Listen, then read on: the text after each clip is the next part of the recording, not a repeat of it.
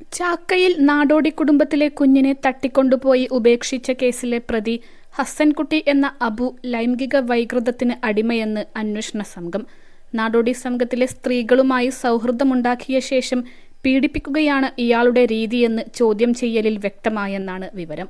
മുൻപ് ആൺകുട്ടികളെ പീഡിപ്പിച്ചിട്ടുണ്ടെന്ന് ഇയാൾ പോലീസിനോട് സമ്മതിച്ചെന്ന് സൂചനയുണ്ട്. കൊല്ലവും വർക്കലയുമാണ് ഇയാളുടെ പ്രധാന കേന്ദ്രങ്ങളെന്ന് വ്യക്തമായ സാഹചര്യത്തിൽ ഈ രീതിയിലും അന്വേഷണം നടക്കുന്നുണ്ട്.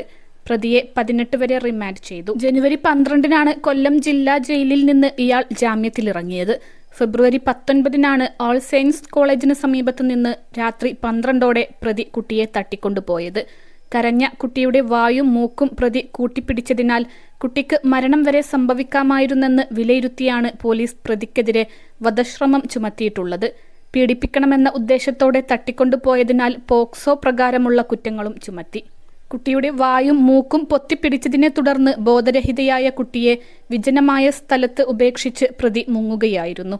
വിജനമായ സ്ഥലത്ത് ഉപേക്ഷിക്കപ്പെട്ടതിനാൽ കുട്ടിക്ക് ന്യൂറോജനിക് ഷോക്ക് സംഭവിക്കാമെന്ന് ഡോക്ടർമാർ വിലയിരുത്തിയിരുന്നതായി റിമാൻഡ് റിപ്പോർട്ടിൽ പറയുന്നു. പ്രോസിക്യൂഷന് വേണ്ടി assistant public prosecutor VP Praveen Kumar ഹാജരായി.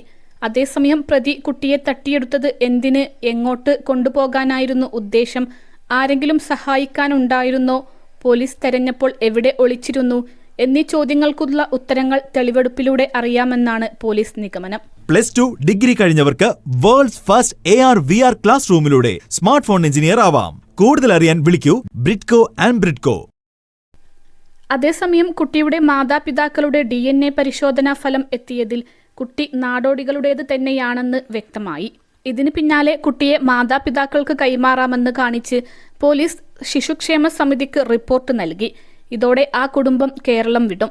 കുട്ടിയുടെ മാതാപിതാക്കളെ DNA പരിശോധനയിലൂടെ ഉറപ്പിച്ച ശേഷം കൈമാറാനായിരുന്നു പോലീസ് തീരുമാനം. ബീഹാറികൾ ആണെങ്കിലും നാടോടികൾ ഹൈദരാബാദിലാണ് സ്ഥിരതാമസം. അവർ കുട്ടിയെ കിട്ടിയാൽ ഉടൻ നാട്ടിലേക്ക് മടങ്ങും.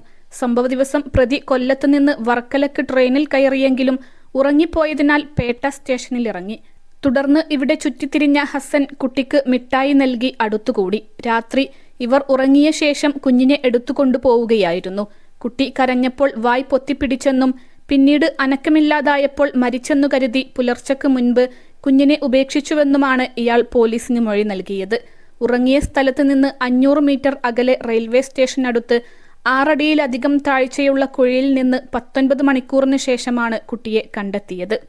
21 ലക്ഷത്തോളം സന്തുഷ്ടരായ ഉപഭോക്താക്കളും 2 ലക്ഷത്തോളം തിമിര ശസ്ത്രക്രിയകളും പൂർത്തിയാക്കിയ മലബാറിലെ ഏക കണ്ണാശുപത്രി അൽ സലാമ ഹൈ ഹോസ്പിറ്റൽ റോഡ് പെരിന്തൽമണ്ണ.